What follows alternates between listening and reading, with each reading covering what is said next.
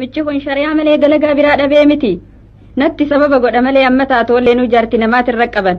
Wanni biraa kan hamman takka nama tursiisu wayi jira. Silaa'uu dalagaa akkanaa malee beekumsi biraa hin qabu. Bar'ani wanni niin ajaa'ibee fixuu dadhabe waanuma tokko. Duraanuu siin jaaladhe ji'een na fuudhe. Amma akka meeshaa dulloomee akka mi'ee ayaa dhabeetitti mana keessan na cufeeti tan biraatiin wajjiniin utaan. Eegaan mana isaa seene amata tokko guute. Amata tokkicha kana keessatti oggaadhana kasasan je'ee magaalatti deemu har'aatu sadee isaaf duba dubbiin tu wahii dhugaadha. Waa dhugaa miti. Har'ammoo mana isaati deebi'uu isaatu rabbiitu beeka. Eeka akkamitti deebi'ere nadhoo magaalaa tan akka taatu wallaaltee sun jidduu seene akkamiin manatti deebi'uu danda'e waan danda'e haayyo. Nadhoon magaalaadha rifeensa isiidhaa ibiddaan gubte tan qinciftaatii fi tan luuccaadhaa gargar nama wallaalchiste uffata isiidhaa gudeedarra muratte hammaan qabu naalaalaa kan jettu fakkaatti. Dubra gariifaan qaama isaanii babbareedumina oggaan arku ani tan dhalaatuu lubbuun dhaabbadhu daawwadhu naan jetti maalayyaa nama dhiiraati. Jaarsi kiyyafaan gargar waa filataa miti tan miila lamaan deemtu dhalaa taatu malee wayii bira dabra. Irraa hafeetuu dhufuu isaa rabbi beeka. Tan dubra babbareedaa magaalaadhaa sun laalaa turte ijji isaa sanitti ani maaliin itti fakkaadha? Eeka haadha isaate ka. Haadha isa dhalteen itti fakkaadha malee wayiniti isaa na se'a. Mee waanumaan fakkaadhuun daawwitii tanaan iflaala. Samaalumaan fakkaadha. Rifeensi kiyyanarra gudiraawe huccuun kiyya dheerinni isaa miila kiyyarraa hafeen lafa hara. Hirphii kiyya babbaqaqaan isaa odoo bishaan itti naqanii dibicha tokkoon manquubsu yaayyo. Way ani duba tanitti deebi'anii. Mee uffata kiyya kana gaggabaabsee akka nadhoo magaalaa sanitti yoon uffadhe laata anis akka isaanii sun inni bareda. Godaannisni sarbaa kiyyarra jiru kun maaliiniin ifirraa dhabamsiisa malee huccuu kiyya kana hunda mureetiin sila jilba kiyyarratti baasee uffadha. Duuba guyyaa tokko namichi tokko akkin ijee godaannisni sarbaa dhalaatirra jiru ija kiyya singiggoysaa jedhe namni kana dhaga'e akkamitti ittichi deemare haanarraa hafu. Ammoo haadha tiyya sun rabbiin jannatan geessin. Mana duwwaa keessan na dhiiftee na biraa deemte gaafaan xiqqoodhaa ibiddarra kufeetiin gubadhe jedhan. Nadhoon miilarraan godaannisa qabdu hunda haadha isiidha haa baartu. Odoo immoo godaannisni hunda jiraachuu baate uffata hammaan qabu kana hunda mummureetiin gaggabaabsee sila. Akkam oolte? Ooluu fi ooluu baadhee waa jaalallarraa qabda. Akkika akkuma keetii ammallee goyyoyne.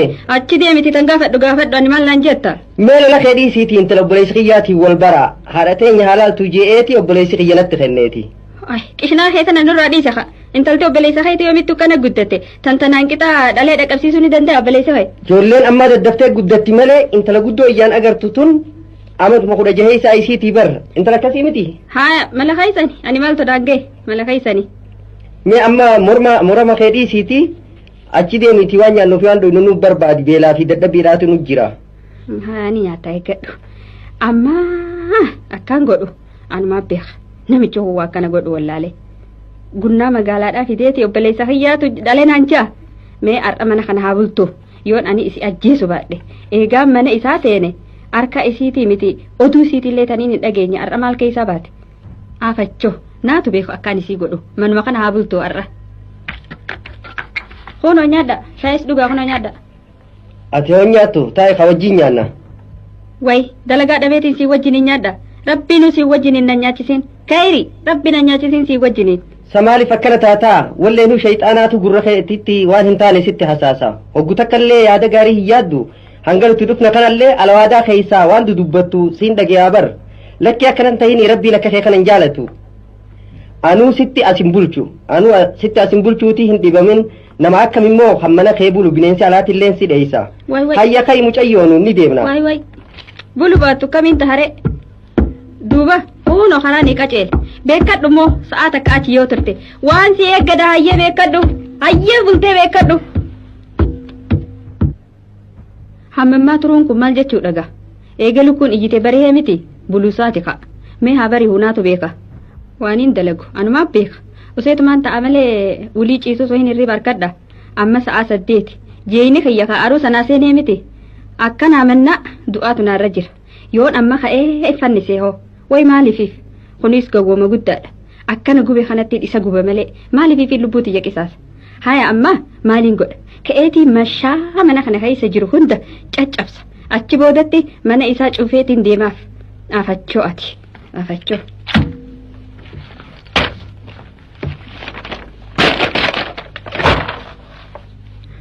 amma taatu rabbiin naa beere ka'eetiin deema afime firaasha kanaa fi bisxii kanaas maaliifin hin gubne kibriita tokko isaan kaa'esa afi ibiddaan itti qabaamite koono harmaan kaa'edaanu galgal hogguun isaaniif shaayii taffisa koono ha gubeefi ha akkanatti haa gubatu waa garaan kiyyana jiidhe akkaan gubadhe kanatti haa gubatu ninis ka'eetiin deema mana harma keessatti haa cilaa'u.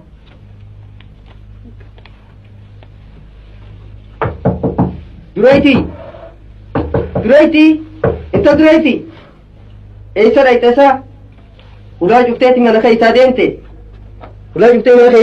meeshaa cabseetiin seena malee akkamiin ta'a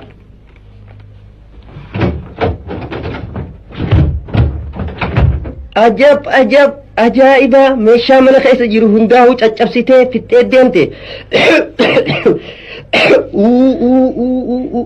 maaltu gubatee hoo harri kunoo kan maaliiti akkana ka manni kiyya gubachuu malee maaltu hafeef firaasha ibiddatti keeysee mana narratti gubuu geeysee miti meemma maaliin bishaan waraabee ibidda kanaan dhaamsa buqqeelee bishaanii cufa caccabsitee baaldiillee urtee darbite laata saanaan kunis uraadha lakki kun duraa bahee mee kalmatti waraabee dhaamsa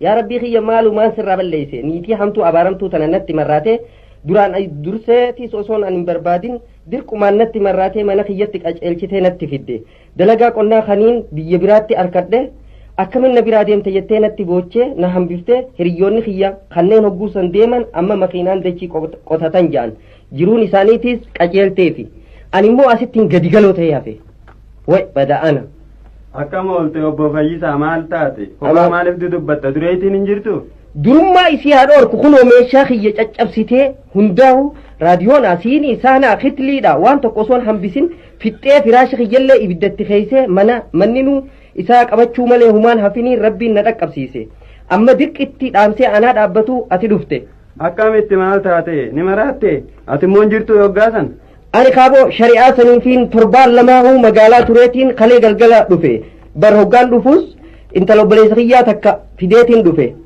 intalti kaa hogguu haala isiidhaa agarte mana akkootiyyaa mana kana hin bulu mana akkootiyyaa nageessi jettee eegaa aduun seente booda intala qabee mana haadhateenyaa hoggaan geesse haati tiyyaas halkaniin bineensaa fi alatti deemta mitii buli bultu malee hin deemtu naan jettee na bulchitee ganamaan ka'ee hoggaan dhufu kunoo manni akka agartuu kana tahee na eega isiin tun maal taate akkana taate wanni akkana gootuuf yogguu maaliifi hinaafaa dhaqa hinaafaa malee dhukkuba biraa qabdi dhukkuba biraa hin qabdu sababa hinaafaa isii kanaaniin kasasameeti warra guddaa intala dubraa qabu dhayxee intalti teeysan dhiirsa kiyya narraa fudhachuuf deemti narraa dhoorkaa jettee arrabsite isaanis kaajaartii tee nurraa dhoorki ja'anii na kasasanii daanyaa na geeysan gaddaafaa isiin torbaan lama guutuu rakkachaa ture hogguun dhufu ammaas kunoo akkanan na gubde aboo ati gaarabbu maatu rakkadhu siin jeeti namichi beekaan tokko duratti waan jeesii himu dhiirsi niitiinsaa hinaaftuufii fi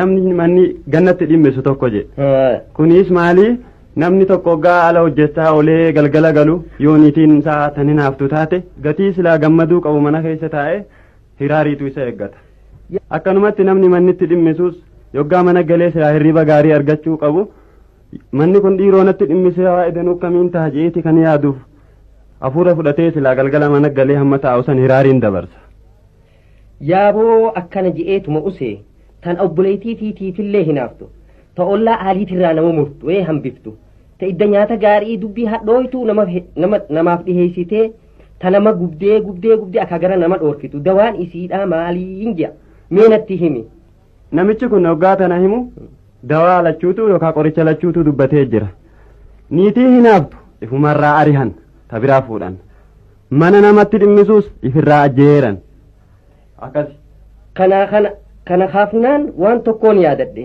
siifiin hima jaartiin tiyyatuun bakka takka dhaabbattee laata fayyisaan eenyu wajjiin deeme za'a tanaan eeysa jira jechaadhaa osoo yaadduu waytii uffata isii itti miccattu dhabde huccuun isii irra qaqooytee moofooyte rifeensi isiitiis baatii takka keessaa guyyaa tokkollee hin filamu kanumaafuu akka dabbasaa hoolaadhaa irratti guduraaweeti deemti maaliif akkana taataa yoon jeen fuulaan sitti hamma adda tan miidha iddu barbaaddadho jettee arrabaan natti haati